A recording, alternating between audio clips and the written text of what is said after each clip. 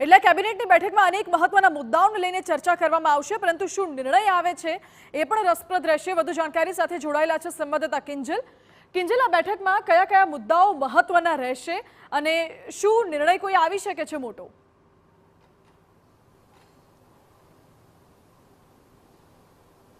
देखो कैबिनेटની જે બેઠક હોય છે તેની અંદર હંમેશા રાજ્ય સરકાર દ્વારા જે વર્તમાન જે મુદ્દાઓ હોય છે તેની પર ચર્ચા છે તે કરવામાં આવતી હોય છે।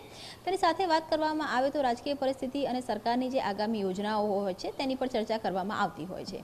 આ વખતની વાત કરવામાં આવે તો જે રીતે જે યોગ દિવસની ઉજવણી છે તે દેશભરમાં થતી હોય છે। 21 જૂને યોગ દિવસની ઉજવણી ગુજરાતની જે છે એ રાજ્ય કક્ષાની ઉજવણી છે તે નડાબેટ ખાતે થવા જઈ રહી છે। પહેલી વખતે નડાબેટ ખાતે ઉજવણી થવા જઈ રહી છે, તો જેને લઈને સમગ્ર જે તૈયારીઓ છે, સમીક્ષા છે તે પૂર્ણ થઈ ચૂકી છે। મુખ્યપ્રધાન સહિતના જે કહી શકાય ઉચ્ચ મુખ્યપ્રધાન તેમની સાથે ઉચ્ચ અધિકારીઓ છે તે આ વખતે નડાબેટ પર યોગ દિવસની ઉજવણી કરવાના છે, તો તેને લઈને જે મહત્વપૂર્ણ ચર્ચા છે તે થવાની છે। બીજો જે મહત્વનો મુદ્દો છે કે રાજ્યમાં વરસાદ ખેંચાઈ રહ્યો છે। વરસાદના આવવાના જે હંમેશા આસાર મળી રહ્યા છે, પરંતુ વરસાદ નથી પડી રહ્યો, તેના કારણે ખેડૂતોને જો આગામી 15 દિવસમાં વરસાદ નહીં થાય તો સિંચાઈ માટે પાણીની મુશ્કેલી છે તે સર્જાઈ શકે છે। તો સિંચાઈને લઈ અને જે મહત્વના મુદ્દાઓ છે તેની પર ચર્ચા છે તે થઈ શકે છે।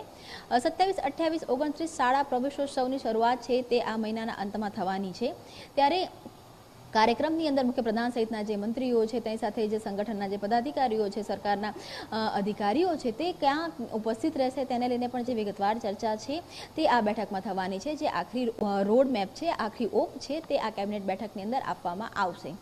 સૌથી મહત્વનો મુદ્દો રહેવાનો છે રાજકોટ અગ્નિકાંડ, કેમ કે સતત હાઈકોર્ટ દ્વારા જે લતાડ છે તે લગાવવામાં આવી રહી છે। હાઈકોર્ટ દ્વારા સરકાર પર હંમેશા એક વિધક સવાલો છે તે પૂછવામાં આવી રહ્યા છે, અને આ તમામની વચ્ચે એસઆઈટીની સાથે સરકાર દ્વારા ડિપાર્ટમેન્ટલ ઇન્ક્વાયરી માટે પણ એક કમિટીની રચના છે તે કરી દેવામાં આવી છે।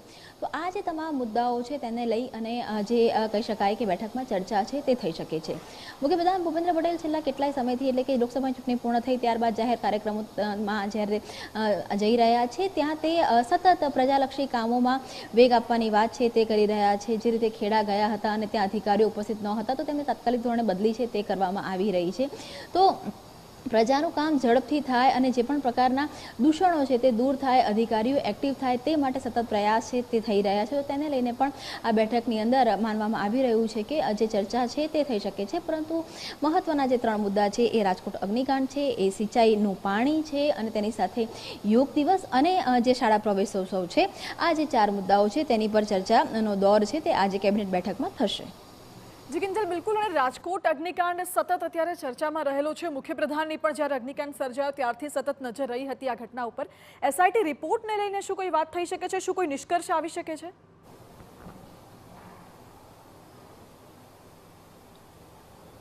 देखो सरकार द्वारा आ वखत एवं मक्कमताथी कहेवामां आवी रह्युं छे के चोक्कस पॉलिसी बनाववामां आवशे અને જે પણ જવાબદાર હશે તેને છોડવામાં નહીં આવે। સવાલ આખો એ થઈ રહ્યો છે કે સિસ્ટમમાં જ જવાબદાર છે, તો સિસ્ટમને બદલવામાં કઈ રીતે આવશે?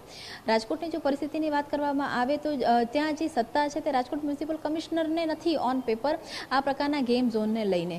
સરકાર દ્વારા એક આખી જે પોલિસી છે તે તૈયાર કરવામાં આવી રહી છે, તેની સાથે જ જે સૂચનો છે ગેમ ઝોન માટેના તેની માટે એક જે ઓનલાઈન પોર્ટલ છે તે પણ ઊભું કરવામાં આવ્યું છે। પ્રયત્ન ચોક્કસ સરકાર દ્વારા એવા થઈ રહ્યા છે કે આ પ્રકારની દુર્ઘટનાઓ ભવિષ્યમાં ન થાય, પરંતુ તેની માટે નક્કર સોલ્યુશન શું છે તેની માટે અત્યારે મંથન છે તે થઈ રહ્યું છે, પોલિસી તૈયાર કરવામાં આવી રહી છે। બીજી તરફ એસઆઈટી છે, તો એસઆઈટીનો જે રિપોર્ટ છે તે હાઈકોર્ટમાં મુકાવવાનો છે। બીજી તરફ ડિપાર્ટમેન્ટલ ઇન્ક્વાયરી છે, તેને લઈને કમિટી રચાઈ ગઈ છે। પ્રયાસ કહી શકાય કે મોરબી અથવા તો હળની દુર્ઘટના કરતાં વધારે આ કેસની અંદર સરકાર કરી રહી છે। જોવાનું એ છે કે કોઈ નિષ્કર્ષ આવે છે કે પરિસ્થિતિ જેસે હતી તેવી થોડા દિવસોમાં થઈ જશે। જી કિંજલ, આભાર આપનો। એટલે સરકાર તમામ બાબતોને લઈને આ કેબિનેટની બેઠકમાં ચર્ચા કરવાની છે અને 27 થી 29 જૂન દરમિયાન શાળા પ્રવેશોત્સવ યોજાશે તે બાબતે પણ ચર્ચા થશે। રાજકોટ અગ્નિકાંડને લઈને જે તમામ ડિપાર્ટમેન્ટલ ઇન્ટરનલ ઇન્ક્વાયરીઝ છે, એસઆઈટી રિપોર્ટ છે, આ બાબતે પણ તપાસ અને ચર્ચા થશે।